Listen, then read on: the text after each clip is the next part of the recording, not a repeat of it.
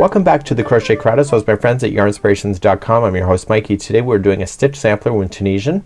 We have the Simple Stitch here, the Tunisian Simple Stitch. We have the Tunisian Purl Stitch, and we also have what is called this ribbing, which is a combination of two stitches that make this look. So in between each of the features is the Tunisian Purl Stitch that you have going in, and what you have to watch for the most is the slanted stitch that we're going to be doing today in this particular one. Whenever I had a frog, it was usually that one that was the cause. So I literally put a little sheet together for myself. I wrote it down for myself, and what this combination is, it's a multiple of 8 plus 4. So the combination to do the whole cycle is 8 and 8, and then you need to do 2 that's left over, and then the starting and the ending of each one of the going across is 2. So it's 8 and plus 4 as your multiple. So I'm going to be using Lily Sugar and Cream to demonstrate this for you today, and I'm just going to do a small swatch. And Daniel really wanted me to do a Ruana with this. I'm really not that motivated to do such a big project, but I can show you how I did this and you can go for it, and we'll do that next. Welcome to my channel, and I'm here to inspire you, give you crochet advice, and help you along with your next project. If you enjoyed this pattern, please give me a thumbs up or even comment so I can gauge your interest. It helps me to know what to film next. I'm using a 4.5 millimeter, and this is a Tunisian hook or an Afghan hook, and we're going to start with the slip knot. So on the hook right now it's a slip knot. It's Afghan hook or Tunisian hook. It's a 4.5 millimeter, and it is nice and tight for this particular application using my Lily Sugar and Cream. The sample that you see on camera that we did was actually a multiple of, so it's 8, but I did 8 4 times and then I added in my 4 after that. So it gave me to a total chain count of 36 if you want to exactly match that. I'll do a little swatch with you today. So if you would like to change the size, it's in multiples of 8. So we just chain 8 and 8. So 1, 2, 3, 4, 5, 6, 7, and 8. If you're happy with it, then you can stop, but if you're not, then you add another 8. So 1, 2, 3, 4, 5, 6, 7, and 8. So I'm gonna stop for here. This is my multiple. So once I'm happy with the width of it, I just need to add another 4 for the counterbalance. So 1, 2, 3, 4, and that was a multiple of 8 plus 4. Let's begin the first row. We're gonna begin the first row. In the first row we just need to get ourselves started, and if you're new to Tunisian, what happens when the hook goes forward, it's forward pass, and when the hook is moving backwards, it's a return pass. So I usually refer to it as the cruise ship going out to sea, and then when you're at the end of the row, the cruise ship has to return back to dock. That's how I describe it. So what I need you to do is second chain from the hook, turn it around to get the back hump of the chain. For some of you, I know that's gonna be a squawk in the comment section. It is what it is, but if you prefer not to use it, that's your call, but you'll have a perfect edge if you decide to. So going second chain from the hook, you're gonna yarn over and pull through, and you're going to push it down your shaft. And I need you to start collecting your chain by doing so. So the next one, yarn over and push down the shaft. And so by the time you get all the way to the other side, you were going to have exactly the same chain count number that you started with if you were counting. Okay, and we're going to do that, and I'll see you at the end of the chain in a moment. Once you've collected all your chains, you're now ready for the return pass. In Tunisian, when you do the return pass, that's when you chain up to build a row. So in crochet, normally what we do is we chain up a certain number and then we proceed across. In order to do that, it's a builder. The builder in Tunisian is done on the return pass, so when the ship is going back to dock. So to do that, you're going to yarn over and just pull through 1 loop only. That's considered a chain 1. That's your builder. And now the remaining of your loops on the hook, you're going to yarn over and pull through 2 all the way back. So please do that, and I will see you at the end of here when we're back at the dock. I'll be right back. Okay, so we're back at the dock, and now we're ready to play with the sampler itself. This is when you're gonna have to count and keep track. Now After this row is done, it might be a lot easier for you just to see what's on the work and actually duplicate it, but if you have to write things down, then you will do so. I've decided not to write a pattern for this because it's just a stitch combination that I came up with, and you can follow the tutorial for that. So remember, in Tunisian, the first section right here, that's nothing.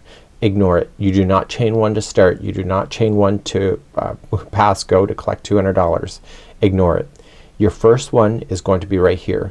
So the first, everything is in groups of 2, so just remember that.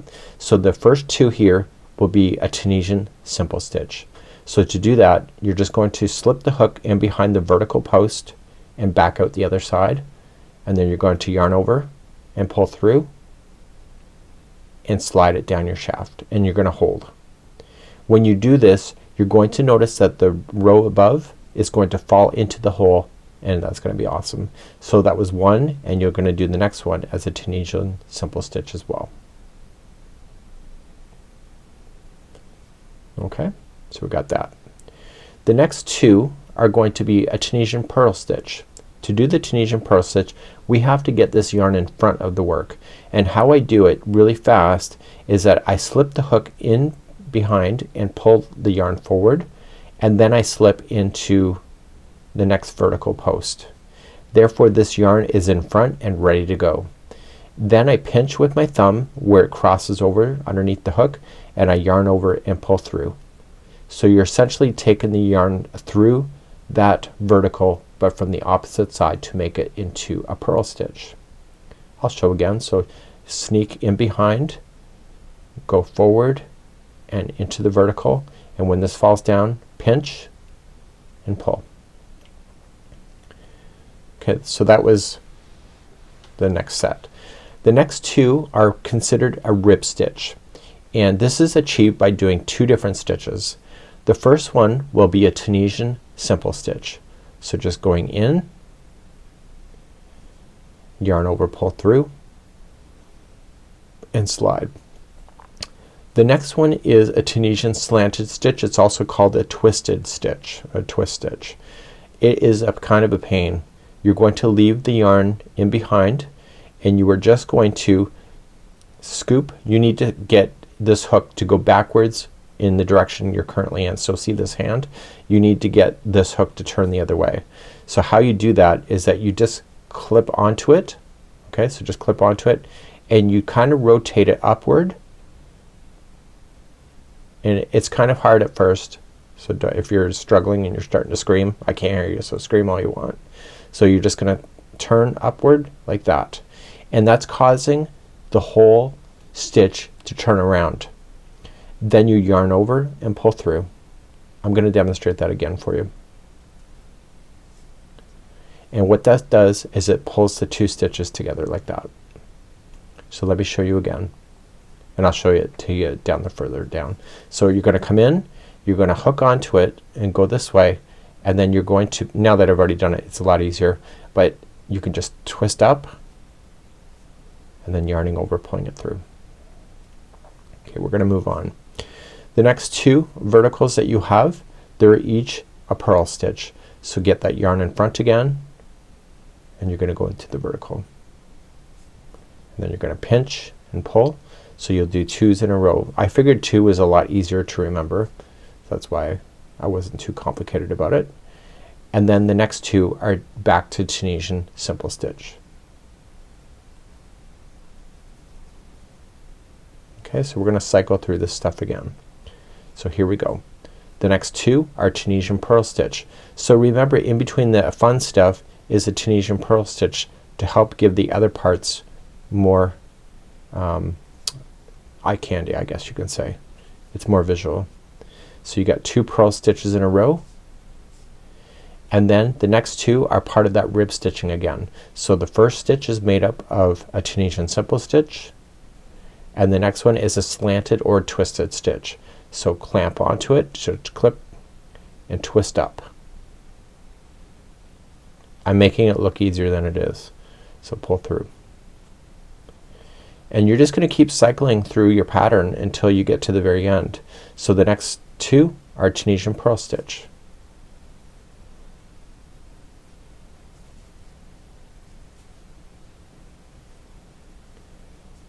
Okay, and then finally you have 3 stitches left. The next 2 are Tunisian Simple Stitch.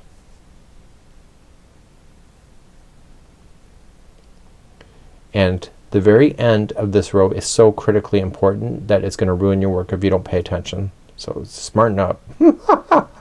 So what I have here is on the very end, if I go into a vertical strand, I'm gonna create the most gaping hole you ever did see, and it's ugly as hell.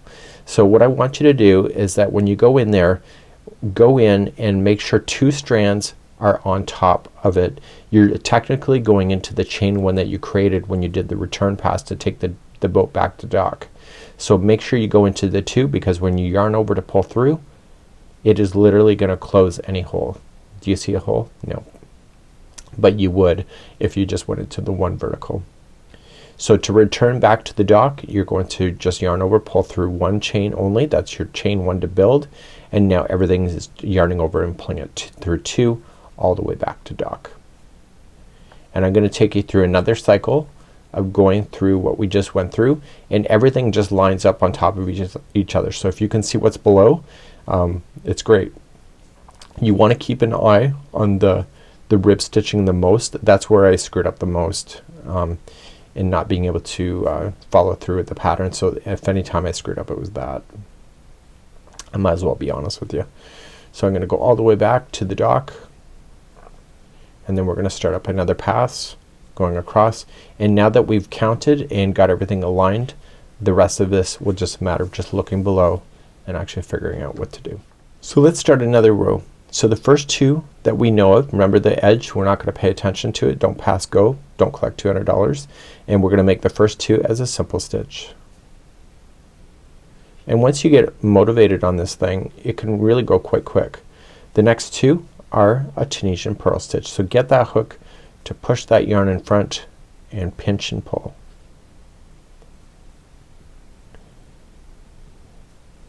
Now we can see that there's a rib stitch going on here. So the first one is going to be a Tunisian simple stitch, and then the next one here is the slanted stitch. So just clip onto it, and it gets easier once you get more into it, and then twist up and then yarn over, pull through, and that should pull that back into alignment. See how they're lined up like that?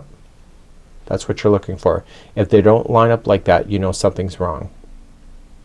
The next 2 are Tunisian purl stitches. So the purl stitches are in between the fun stuff. Below we can see that they're Tunisian simple stitches, so make those simple stitches. The next 2 are purls.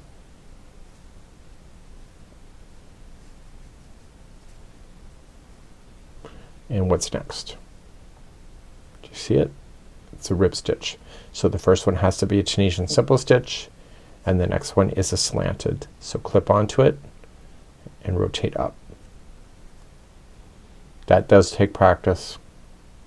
Honestly, I was gonna kill somebody that invented it. Not that I would have mattered. But okay, so the next 2 are Tunisian purl stitches. Anybody get stitches like that where, honest to God, you're like, who in the hell invented that? Okay, and then the last 2 before you get to the end is just a Tunisian simple stitch. So you can just follow the pattern with what you see, and don't forget the end. Make sure that you go into the 2 that make it up. That's your chain 1, pull through, and that will keep that end closed.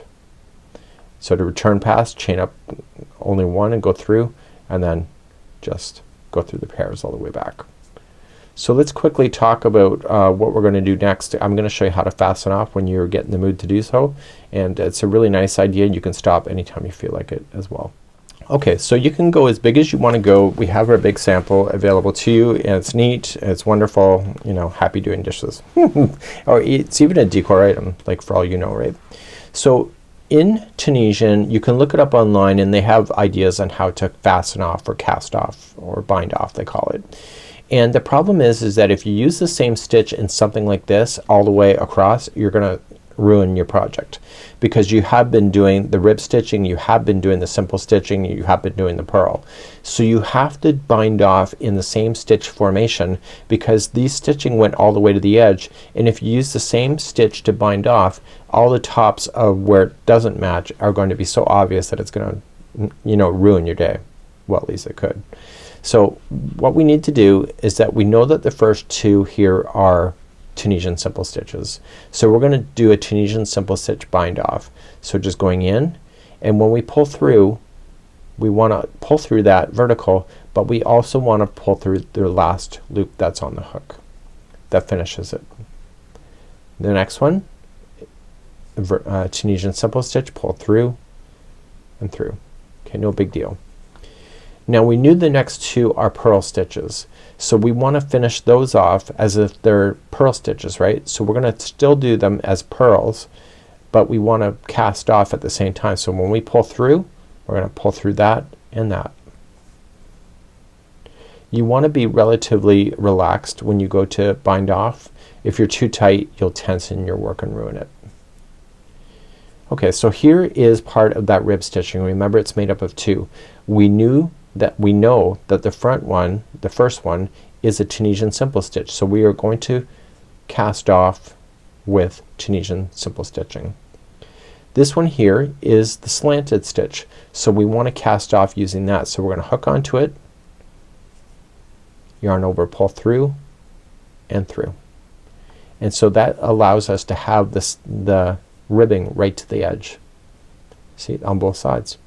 So the next ones are purls, so make those as purls, and you're going to match the stitch work that you see going all the way across, and match the bind off that will match the stitch.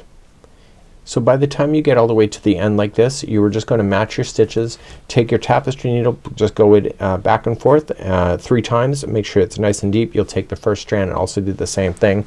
And when I back you out, you can have a great sampler like this.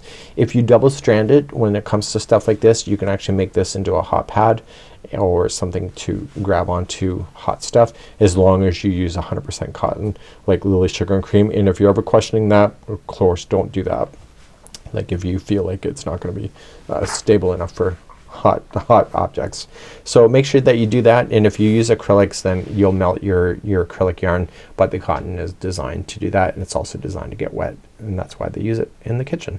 So this is a little stitch sampler, hopefully that you enjoy, and we hope to see you again another time. Bye bye.